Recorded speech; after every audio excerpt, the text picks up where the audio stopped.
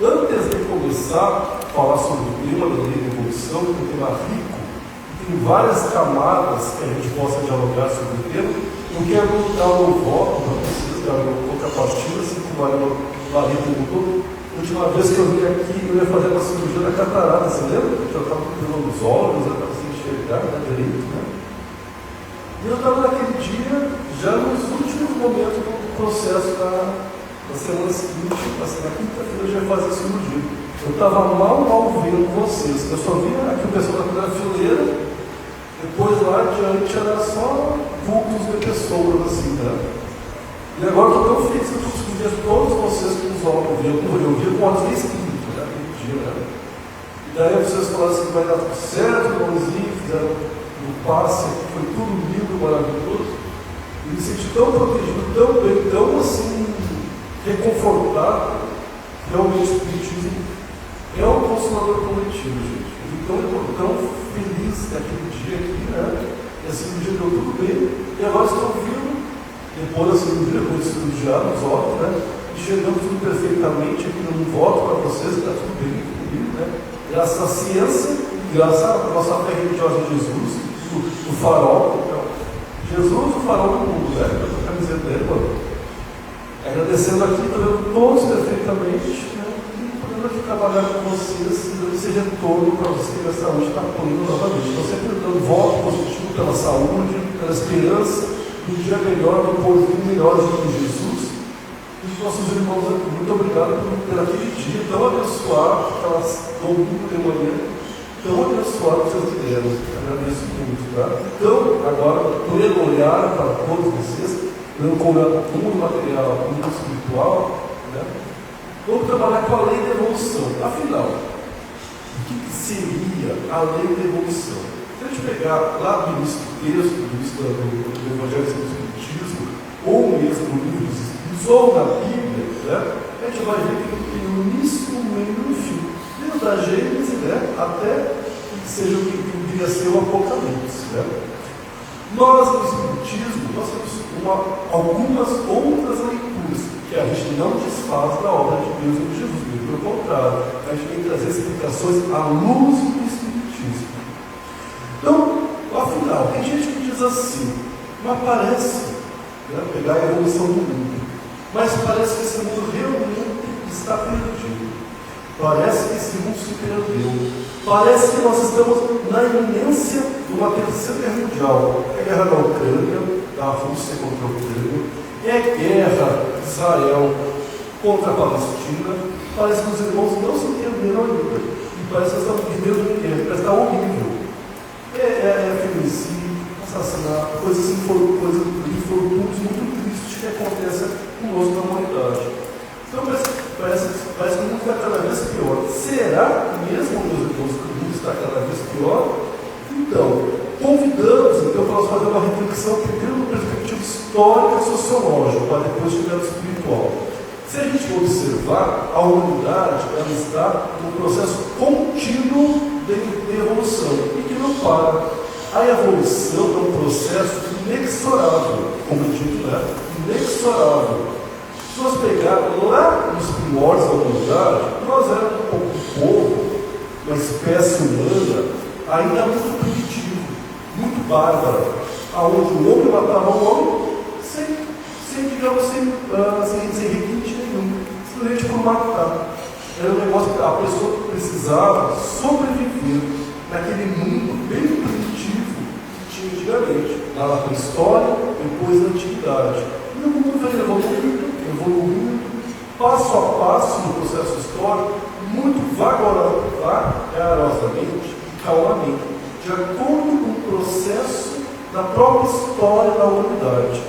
Depois da antiguidade, já surgiu alguns códigos de leis que regulavam um pouco o processo de como viver e viver bem, tá, neste mundo.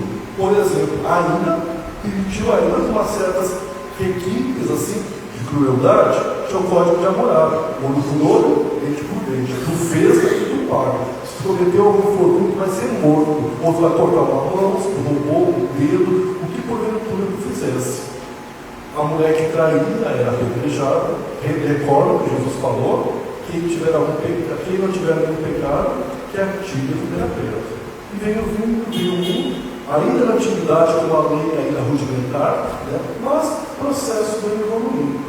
Depois chegamos lá na Idade Média, uns 1000 anos da Idade Média, desde lá em 436 até 1453, né?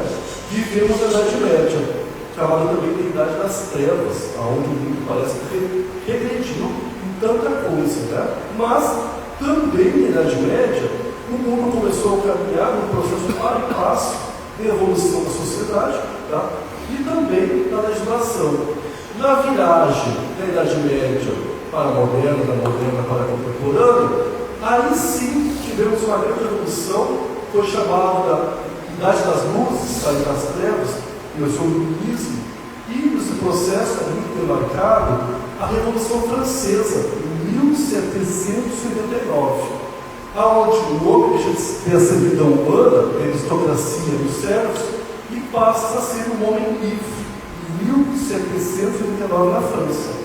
E daí começa o direito universal do homem, já nascido com os primórdios da Revolução Francesa.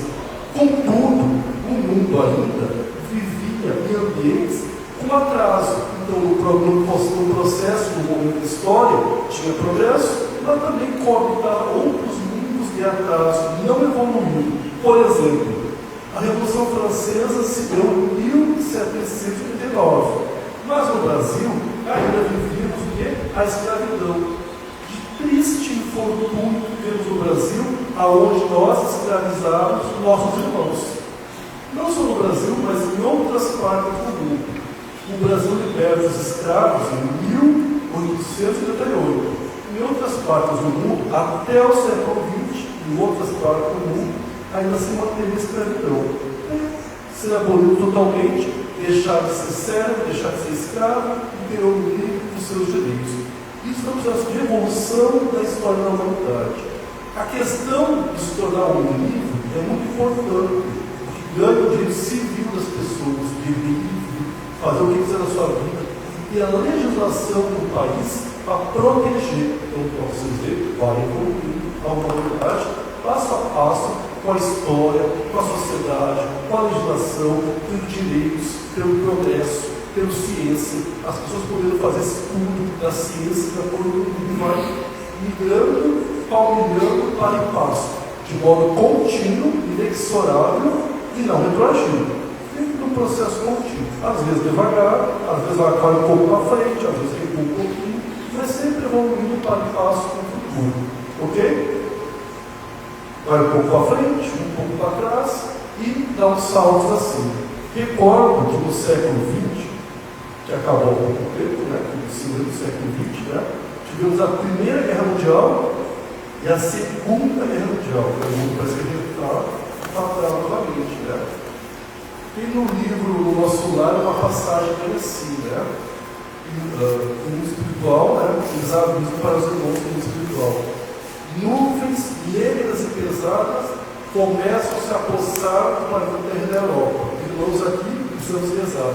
Era o início da Segunda Guerra Mundial, onde o mundo espiritual ficava a vibrar, a orar para o mal não vencer o bem naquele período. Pode continuar? O mundo continuar naquele período. Realmente o mundo espiritual orou para que acabasse a Segunda Guerra Mundial. Infelizmente, acabou com a bomba de Hiroshima e Nagasaki. Né? Então, milhares de mortos, na verdade, no Japão, com a bomba toda. Parece que depois dali, né, teve a construção da ONU, que realmente reativou os direitos humanos, o direito das pessoas, para que não houvesse guerra, todo mundo está ficando de modo mais harmônico, até os 40, 50, e o mundo seguiu. Agora a gente vê mais alguns farelos da história da humanidade, tá, que é os recuos para essa guerra. Mas com certeza nós vamos vencer essa quadra histórica, vamos passar adiante mais evoluído, e para que não tenha novas guerras, novos infortúnios, né, e que a gente possa realmente, né, não viver mais quadras históricas infelizes, em das trevas como a gente viveu. Né? Mas isso fica para a gente refletir como a gente aponta essas questões, né? A gente aponta que é infeliz uma guerra, tipo a guerra da Rússia contra a Ucrânia, Israel contra a Palestina e vice-versa, né? Como infeliz. Por que a gente fala que isso é triste e infeliz? Demonstra o quanto que nós, enquanto humanidade, já evoluímos e conseguimos fazer a crítica, tá? Que isso não é bom, que isso não é um fator positivo para a evolução da humanidade. Porque antigamente, como eu falei para vocês, viviam todo mundo em guerra, todo mundo se matava, não tinha legislação e podia um matar o outro. A gente, na história da humanidade, conseguiu sair daquele primitivismo quase que animal, tá? E migrar para um processo que a gente consegue fazer uma crítica, e isso não está de acordo. Demonstra que a gente sabe daquele primitivismo e caminhamos para um processo de humanidade, se vendo como irmãos e, fundamentalmente, o que preservando a vida dos outros, independentemente da religião, do país, independente do sentimento de patriota, nós aqui no Brasil e outros países lá, independente da religião que tiver, tanto faz judeus, árabes, o que quer que seja. Certo, queridos? Então demonstra que realmente a humanidade é um processo contínuo. Quando alguém fala assim, que horror, nunca vivemos um período tão ruim como agora, mas pelo contrário, vivemos lá na origem. Nós temos um processo de evolução contínua. E esperamos fortemente, assim como foi dito no nosso lar, que a gente faz consórcio, fé, para que essas guerras acabem e que o mundo realmente novamente se reequilibre e que nós possamos também viver esse processo de uma retificação do mundo, viver numa harmonia maior, numa evolução em que não haja guerras, opressores e oprimidos. E o mundo todo foi vivendo esse processo de acomodação e respeito em favor dos direitos humanos. Isso é uma lei de evolução sociológica, digamos assim, histórica, que o mundo está no processo contínuo e não vai parar. Vivendo, crescendo, tá? Até surgir um momento ideal que o nosso plano terreno vai deixar esse equilíbrio de expiação lá, que nós vivíamos lá pelo processo da antiguidade, na pré-história, né? Vai migrando, tá? Já vivemos um mundo de provas, expiações, até de viver realmente no plano terreno aqui e ser um mundo de retificações, prova de regeneração, provas, expiações e depois futuramente de regeneração. Quem sabe, assim aguardando, de acordo com o estado de planejamento da ordem espiritual, que a gente possa realmente viver no mundo de regeneração, porque foi assim que Jesus, foi assim que Deus, foi assim que Jesus, de certa forma, profetizou, vislumbrou para a gente, que está marcado para o mundo espiritual, que possamos viver aqui na Terra no mundo de regeneração. Será que vamos viver esse mundo de regeneração?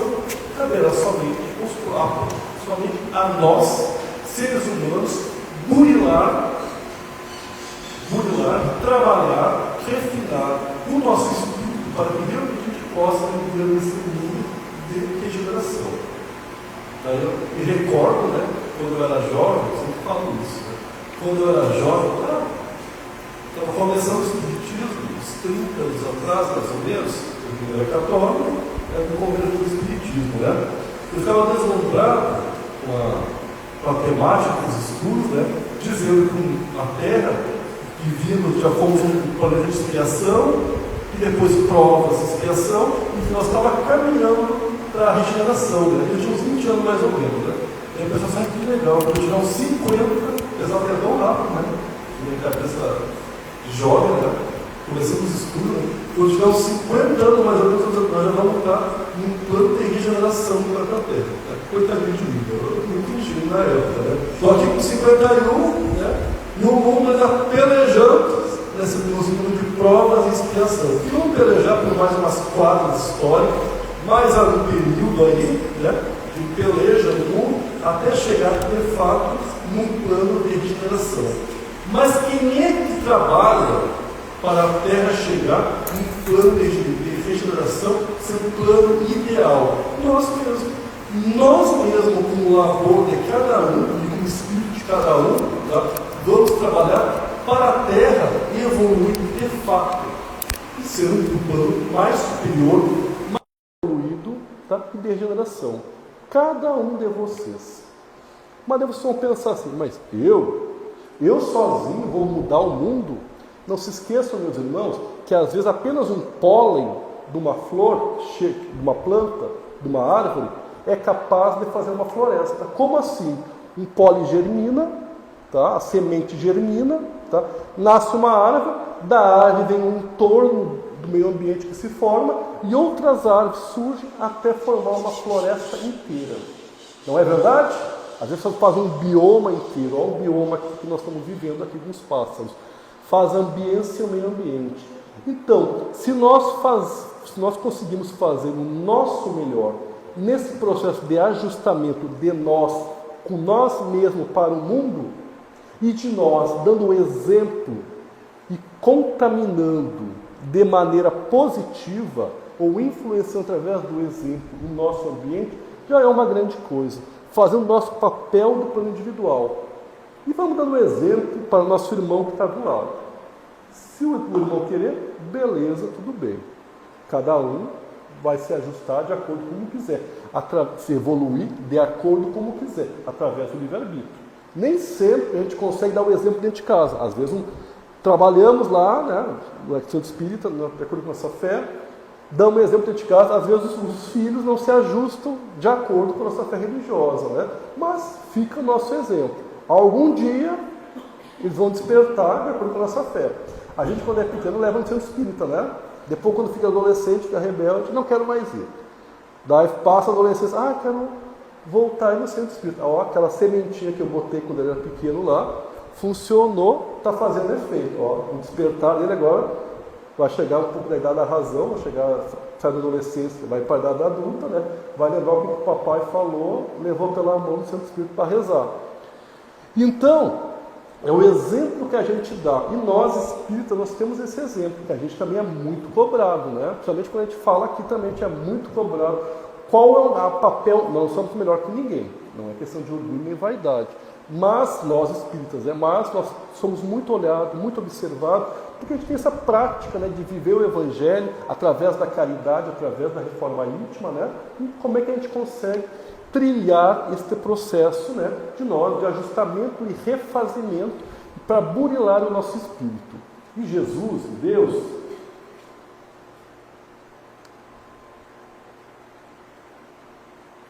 deu múltiplas oportunidades neste processo evolutivo de burilar a nós para poder burilar o mundo.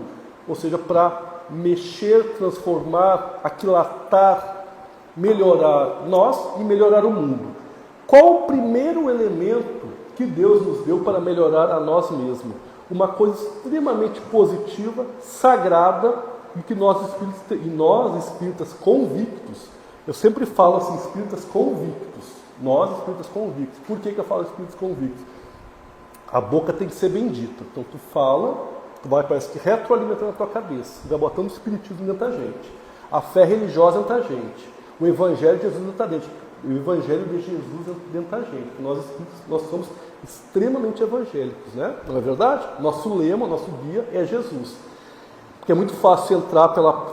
Sempre digamos assim, né? E é muito fácil entrar por essa porta no centro espírita, mas o espiritismo tem que entrar dentro da gente, incorporar e fazer parte da nossa vida 24 horas, 7 dias a semana e 365 dias por ano. Inclusive no ano bissexto, um dia a mais. O dia inteiro. Então, para nós, espíritas convictos, o primeiro elemento de burilamento do espírito de evolução, da lei de evolução, que a gente possa dizer assim, foi o processo da reencarnação.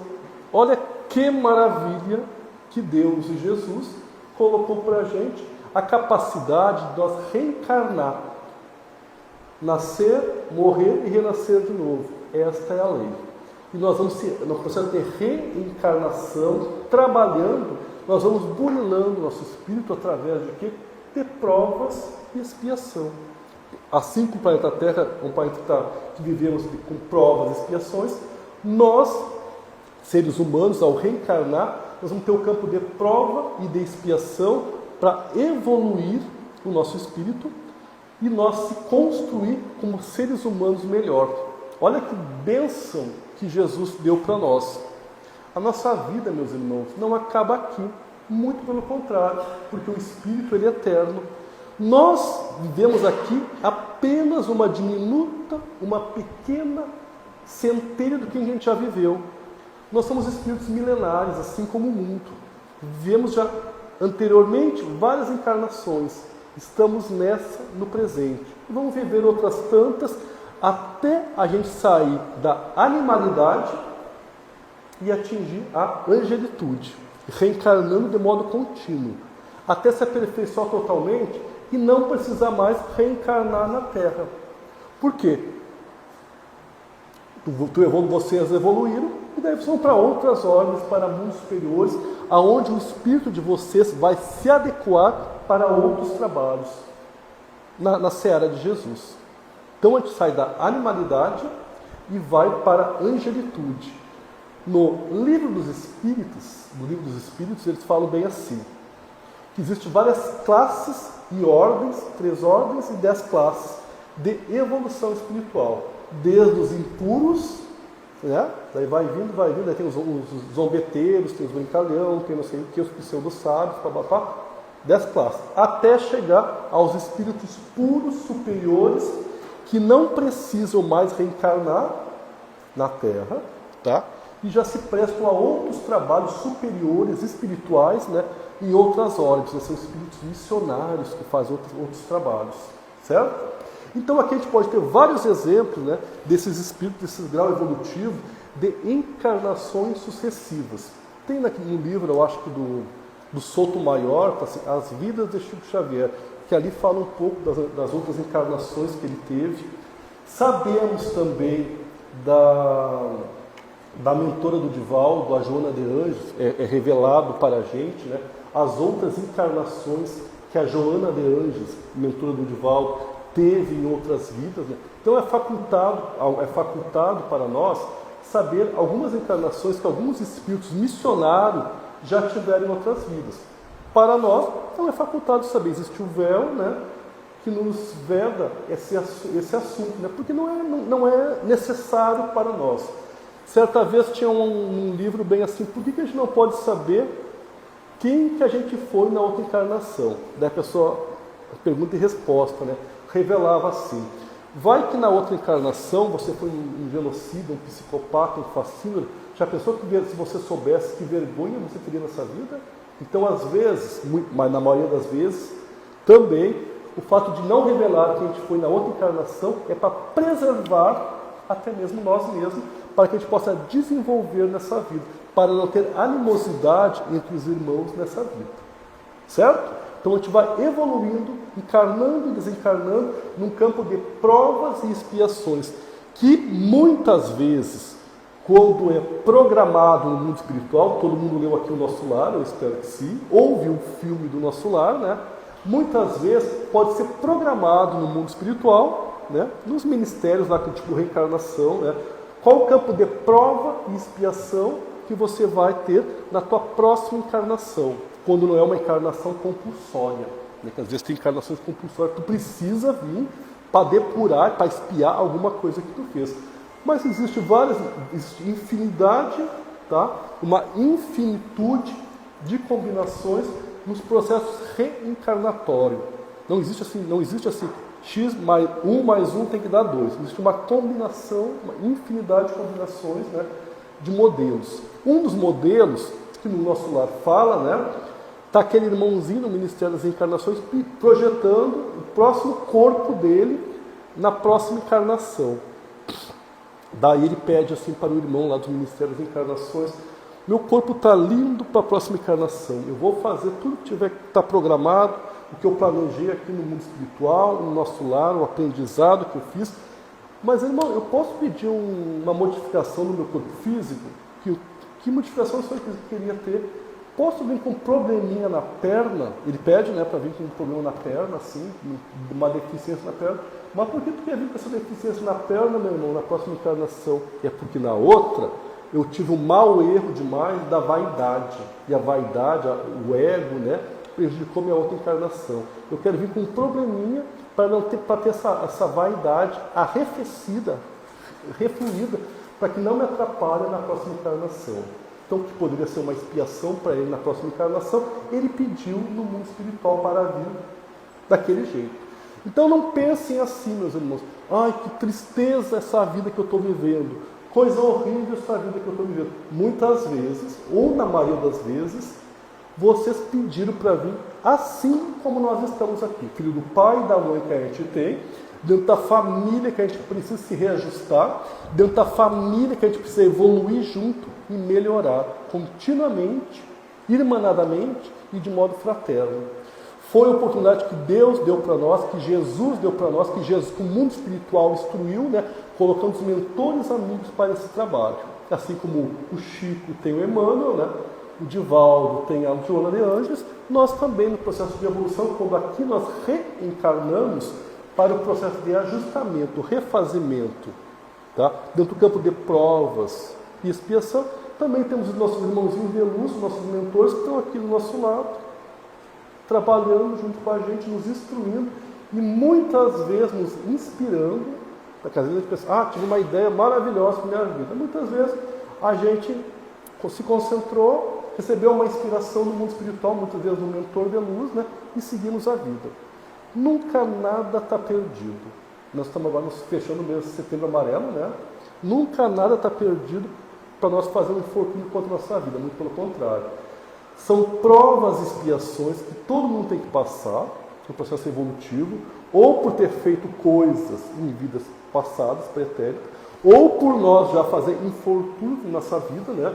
Que a gente precisa do ajustamento necessário para o nosso progresso, suportar as dores que porventura tenhamos aqui neste plano que vivemos, né? Reforçando com Jesus, reforçando com Deus, pedindo fé, pedindo auxílio dos mentores amigos do mundo espiritual que nos ajuda, né? Para que nós sigamos até o final da nossa existência, né? Quando aqui encerrar, né? E que podemos fazer o ajustamento necessário e terminar esse nosso plano aqui nesta encarnação. Outras virão. Não pensem, meus irmãos, que vocês vão evoluir de uma hora para outra, né? Eu vou evoluir tudo de uma encarnação. Muito pelo contrário. É preciso várias encarnações para depurar o que você já foi, e é preciso várias encarnações para te melhorar o que você ainda precisa ser. Passado, presente e futuro. Tudo reunido numa mesma existência. Então pensa assim, eu preciso melhorar isso agora. Me lembro de uma irmã, né? Saudosa irmã, já desencarnou, né? Eu falei, pois é, né, irmã? Precisamos ser que nem o Chico, coisa assim, eu falei para a irmãzinha, né? César, que isso, né? Para ser que nem o Chico, tu precisa de muitas e muitas e muitas encarnações. Do Chico é um exemplo, assim como Jesus. Mas o Chico é um espírito milenar, que ela dizia, né, de muitas e muitas encarnações. Nós estamos, distante do Chico, mas precisamos seguir o exemplo do Chico, que ela dizia para mim, né? Temos ainda muitas e muitas encarnações para burilar, para refinar o espírito e para evoluir dentro de prova, no campo de prova e expiação, que muitas vezes, como eu disse para você, escolhemos qual campo de prova queremos para sair da animalidade e chegar à angelitude. Difícil, meus irmãos? Claro que é difícil. Claro que é difícil. Quando vocês foram estudar no colégio para ter as primeiras letras, não foi difícil para vocês juntar uma letrinha na outra para formar uma palavra? Depois daquelas regrinhas, saber que antes de P e B tem um M, não um N, né? Pampa, né? Pomba. Difícil para aquelas regras todas, né? Mas foram aprendendo, burilando, as letras aprenderam. Tem 9 anos de ensino fundamental, 3 de ensino médio e mais uns 4 de faculdade para quem queira, né, fazer faculdade, né? Então uns 12, uns 17 anos de uma vida estudando para agregar e ter uma profissão, no curso superior, o que quer que seja.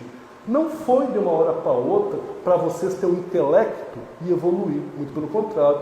Foi muito suave. E assim devemos também pensar que um processo evolutivo de uma encarnação também é muito suado, onde você sai lá daquela base e vão crescendo, de maneira parcimoniosa para se melhorar e se aperfeiçoar. E assim vai toda a humanidade. Então, reposicionando o diálogo com vocês, a reencarnação é um dos primeiros elementos que vocês podem pensar que Jesus, que Deus, sempre bota Jesus, né? Que Jesus e que Deus facultou para a gente nesse processo evolutivo. Que através da concepção humana, desde o processo da concepção humana, já está lá o espírito no embrião, né? Junto com a mãe, nesse processo evolutivo, que eclode quando nasce e vai ao longo da vida até acabar a vida, que não acaba, até acabar a existência desse plano terrestre nesta encarnação. Eu brinco assim uma coisa, uma vez eu vi uma irmã falar, né?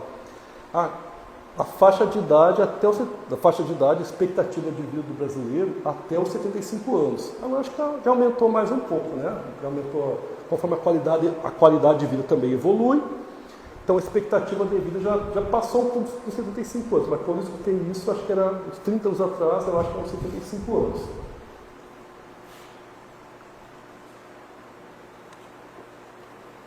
Aí, a irmãzinha falou para mim assim, divida essa 75 anos em 3, dá 25 para cada etapa, não é? 75 dividido por 3, 75 para cada etapa, então 1/3 para cada uma.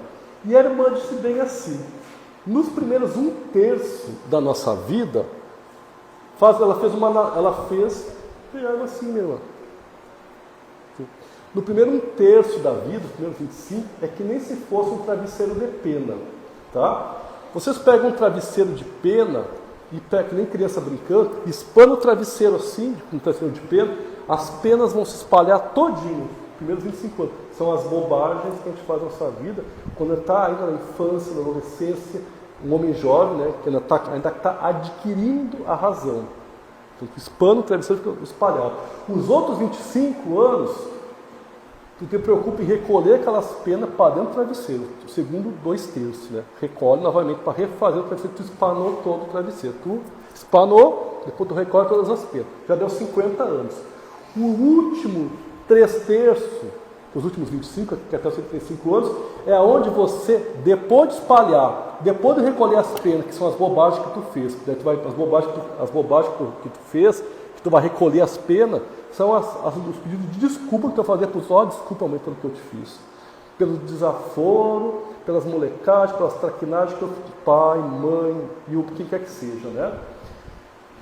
Depois dos últimos 25 anos vai ser quando você vai arrumar a mala para ir para o mundo espiritual. Daí você vai bordar o travesseiro, vai botar teu nome lá, minhas iniciais, CF, César Figueiredo, vai arrumar tudo mais para ficar bonitinho até o final da vida, até os 75 anos de idade. Então, 1/3 para cada etapa. A idade que a gente tinha razão, a idade que adquiriu a razão e a idade que adquiriu a sabedoria para arrumar a mala para levar para o mundo espiritual. Que é a única coisa que tu vai levar, o que é?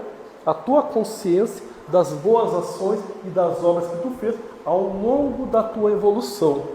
Eu uso bem essa analogia, né? Então, como eu estou com 51 anos, claro que não é a idade certa que é, só botando para a expectativa de vida do brasileiro, né?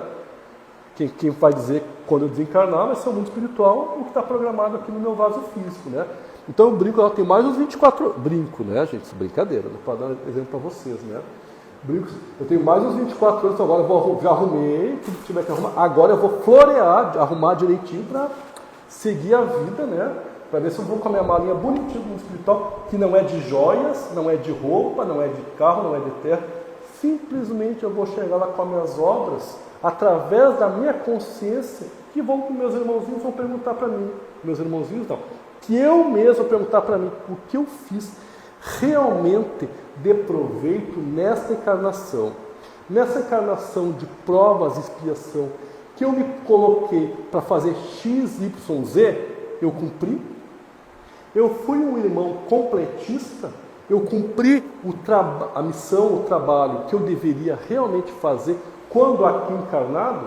É tão bonito, né? Quando a gente sabe que irmãos chegaram no plano espiritual, né? Como completista, cumprir tudo o que tinha sido programado no mundo espiritual para quando eu viesse aqui, para encarnar, para me melhorar, para me refazer e auxiliar o mundo a evoluir.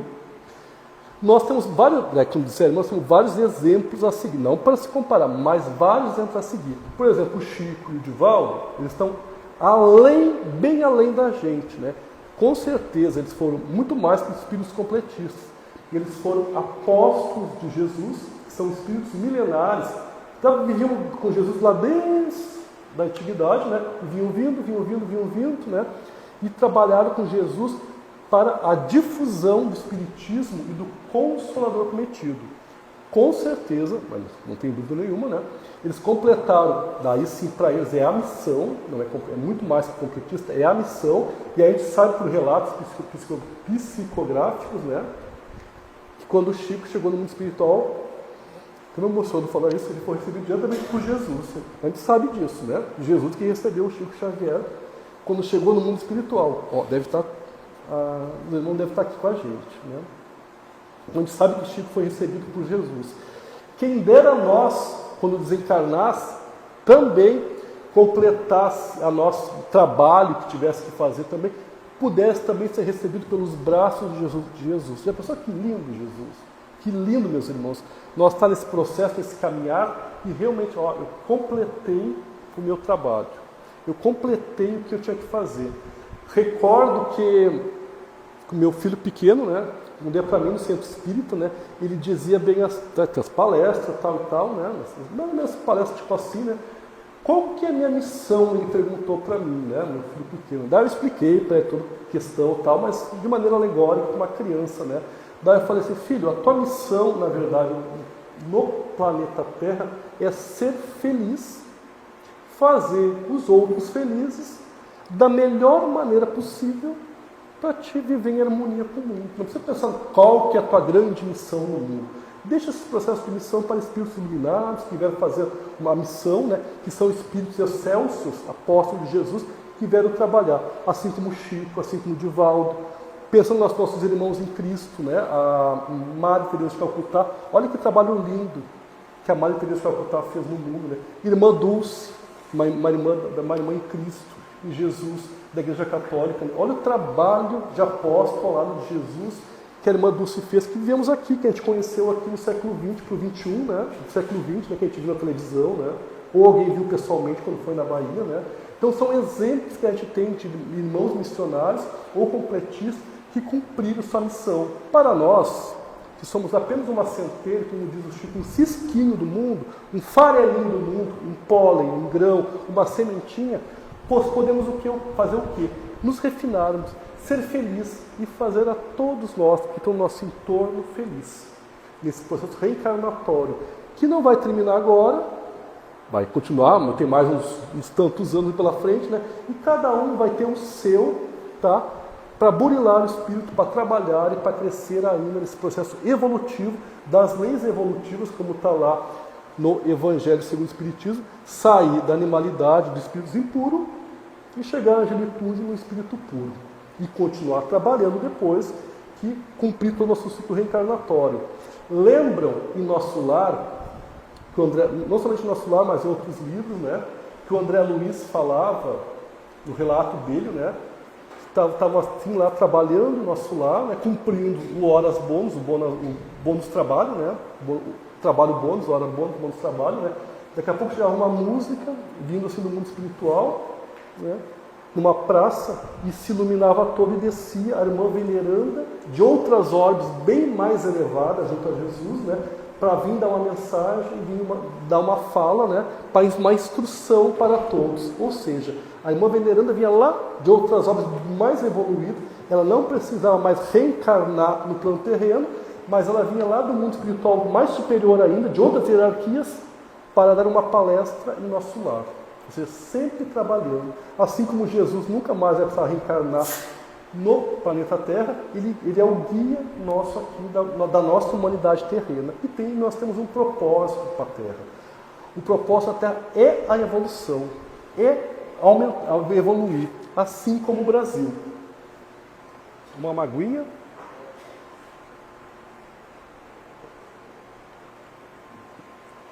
Vamos ver se não erra o nome do livro. Brasil, pátria do Evangelho, coração do Espiritismo, ou Brasil, coração do mundo. Como é que é o nome do livro mesmo? Coração do mundo, Pátria do Evangelho, justamente. Brasil, coração do mundo, pátria do Evangelho. Ao nosso país, a terra do Cruzeiro, também está destinado a um processo evolutivo, aonde aqui era para ser fermentado e germinado a boa nova, o Evangelho de Jesus, a máxima: amar a Deus sobre todas as coisas, a teu próximo como a ti mesmo. Ao Brasil está destinado esse processo. Está no livro psicografado pelo Chico Xavier. Brasil, coração do mundo, pátria do Evangelho. Segundo os relatos, para quem lê o livro, aqui nós vivemos num país multiétnico, né? Onde todos os povos do mundo vieram para cá, de guerras, de infortúnios, o que quer que seja, da Europa, da Ásia, da África, vieram para cá para se misturar, fazer esse mix, burilar, e nós fazemos um refazimento melhor, respeitando a todos nessa multiculturalidade e diversidade que fomentou o Brasil. Um desses processos. Por isso que vem muitos povos para cá, esse processo reencarnatório para o Brasil. E a terra do Cruzeiro, segundo está no livro, seria a terra da Boa Nova, né? E justamente por isso o Espiritismo nasce na França, fala Kardec, que era a época das luzes, como eu falei para vocês, mas ele germina de fato aonde? No Brasil, em terra do Cruzeiro, aonde aqui realmente foi aonde mais a nossa fé, o Espiritismo, mais vingou enquanto fé religiosa. Lá em Paris, na Europa, né, em outros países desenvolvidos, né, o Espiritismo é muito visto, pensado como ciência. Analisa fenômenos físicos, psíquicos, né, de manifestação espiritual. Para nós, não aqui. Para nós, no Brasil, é onde germinou esse modelo exemplar, né, virando religião mística, né, e esse processo que nós temos reiteradamente falado e ligado, né, com Jesus Cristo, né? Felizmente, né? Por isso que nós somos o Consolador Prometido vingou de fato no Brasil. E por isso que vem todos os grandes difusores espíritas, né, que são próceres do Espiritismo, né, que são difusores, o Chico, o Divaldo, Raul Teixeira e outros que viveram conosco, né, no século XX. E vivem ainda. Raul Teixeira está firme ainda, graças a Deus. Certo, meus irmãos? Então, o Brasil também é pensado nesse processo evolutivo dentro da seara de Cristo para se melhorar. E vamos seguir esse trecho da nossa história, essa quadra de história que a gente vai estar vendo agora. Dias melhores virão. Sempre pensando que dias melhores virão. Mas retomando lá do início que eu falei para vocês, da história da humanidade, uma evolução, a quem cabe essa melhora? Novamente eu trago para cada um de nós, na consciência de cada um de nós. A nós mesmos. A nós mesmos cabe essa melhora para o Brasil, para o mundo, para a humanidade, para a evolução. Nós, uma semente, podemos fazer uma floresta. E como é que nós nos melhoramos? E como é que nós construímos, se tornamos essa centelha? Através da reforma íntima. Não é verdade? Olha quanto livro bacana. Nossa religião é extremamente bibliográfica, né? Eu falo, nós temos muito livro, né? Nós temos um livro de tudo para servir de modelo. Até isso, nós temos um livro chamado Reforma Íntima. Nós temos um livro chamado Conduta Espírita, feito pelo, acho que é o Chico e o André Luiz, né? O Chico, acho que é o Valdo Vieira também. E o Chico, né? Então eu estou falando dos livros para vocês chegarem daqui, baixar depois em PDF, depois no celular de vocês e ler. Felizmente, nossa religião não cobra royalties, não cobra direitos autorais. Tudo vocês podem baixar na internet dos livros que eu estou falando aqui, tá? Eu chego em casa, baixo os livros, vão ler. Uma boa leitura para o fim de semana, depois do almoço, bota até para cima do sofá, relaxar na rede e vão ler. Não é assim? Então, conduta espírita, reforma íntima. Nós também podemos reformar. Por exemplo, não, mas eu sou assim. Mas o meu espírito é assim. Não, mas o meu jeito de ser assim, eu não permito. Por que não, meu irmão? Você não quer ou não pode? Não pode é uma coisa, agora não querer é outra. Eu me recordo que quando eu servi de exemplo, eu me recordo que quando eu cheguei no Espiritismo, eu era uma fera humana que eu digo, né? Só que no Espiritismo eu fui me reformando, me aprimorando, melhorando. Aquela ira desmedida que eu tinha para mim, para com o mundo, eu fui arrefecendo, tá? fui ressignificando as minhas dores e aprendendo que muitas das dores que eu tive na vida foi extremamente necessário para o meu aprendizado. E outra coisa importante, saber perdoar. Saber perdoar o mundo, saber perdoar os outros e perdoar a mim mesmo pelas bobagens que eu fiz na minha vida, pelas penas dos travesseiros que eu tirei pelo mundo. Agora, no momento de recolher as penas, né? Através da reforma íntima. E é dito o seguinte: qual o maior empecilho do ser humano, cuidando do horário aqui, qual o maior empecilho do ser humano para... Tá parado. Não, agora agora eu estou vendo direitinho aqui. Na época eu não tinha. Agora eu estou vendo 5 minutinhos. Tá, dá certinho. O professor fez direitinho o plano de aula. Então, meus irmãos, qual o maior empecilho para a reforma íntima, para te burilar como espírito, a tua evolução? Sair de espírito impuro, virar espírito puro. Sair da animalidade e ir para a angelitude. O pior empecilho é o orgulho, tá? E o egoísmo. O orgulho e o egoísmo. É a pior coisa. Porque o egoísmo torna a pessoa um ególatra, né? A pessoa doente do ego, né? Quero tudo só para mim. Ou a pessoa orgulhosa, vaidade, né? Não se vê quanto pertencente à humanidade. O egoísta, né? O vaidoso, o orgulhoso. Então, o egoísmo, orgulho e vaidade. E como é que tu reflui isso? Esse processo todo, né? Com a caridade, com a fraternidade. Então tu tira essa doença tua, que tu é um espírito impuro, do egoísmo, da vaidade, do orgulho, através da caridade e da fraternidade. Você tem defeito, meus irmãos? Você tem defeito? Faça uma análise íntima de você mesmo. Não precisa nem fazer para você. Você sabe o defeito que você tem. Você não precisa apontar o dedo para o teu irmão. Faça uma análise íntima de você, uma reforma íntima de você mesmo e pense o seguinte: o quanto que eu posso trabalhar a mim mesmo para aumentar a caridade e a fraternidade. Lembrando que através da nossa fé religiosa, que fora da caridade não há salvação. Certo? Então, gente, pensando o que a gente pode fazer para trabalhar, para melhor na cena de Jesus, para a reforma íntima. Pensamos em se melhorar, pensamos em se construir.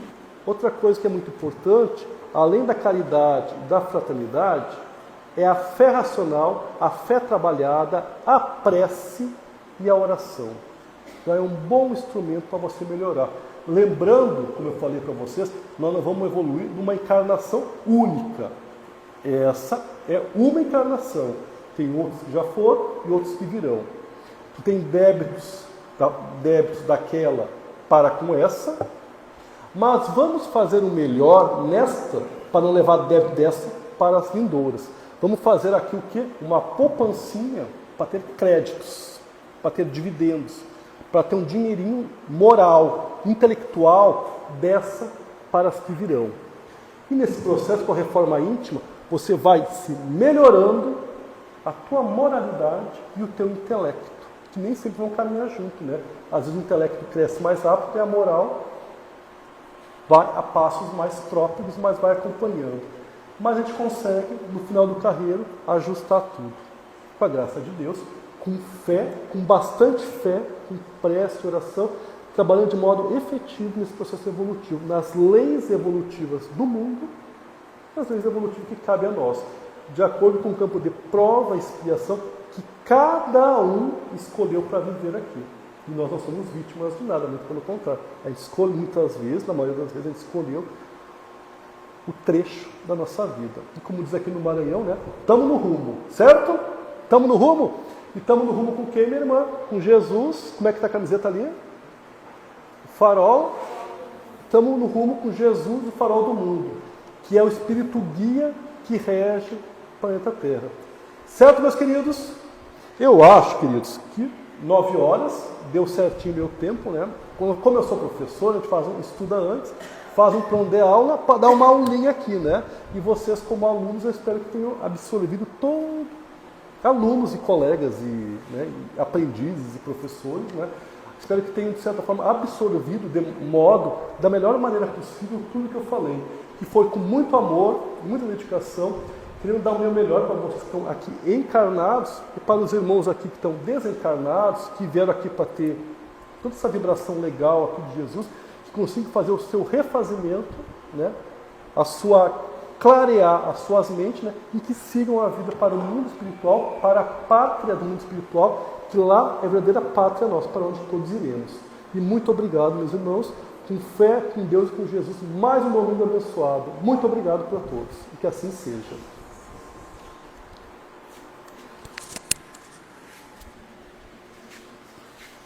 Chega para cá. A nossa gratidão ao professor César, né, por mais essa reflexão. Mas vamos nos preparar para a nossa prece, passar depois para a segunda parte, que é a terapia do passe, e aqueles que não precisarem ir, de qualquer forma permaneçam em silêncio, orando, refletindo sobre o aprendizado desta manhã.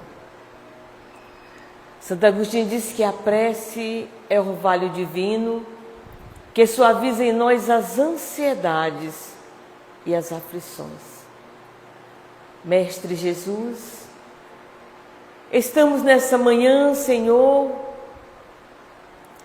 nessa escola, nesse lar, para a realização do domingo em família. Nesse instante, cada um aqui presente faz parte da família espiritual. Que nós tenhamos, Senhor, um domingo de relativa paz. Que nós possamos sair daqui refletindo sobre o evoluir. Servir para curar-se. Instruir-se para evoluir. A evolução, Senhor, é um passo no equilíbrio das emoções. Busquemos, Senhor, os degraus da simplicidade e da humildade, para que possamos respirar o ar puro e aurir para os nossos corações a centelha de amor em nós e naqueles dos quais iremos compartilhar o dia a dia.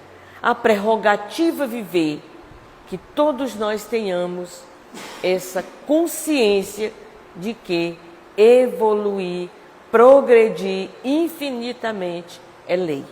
Que assim seja.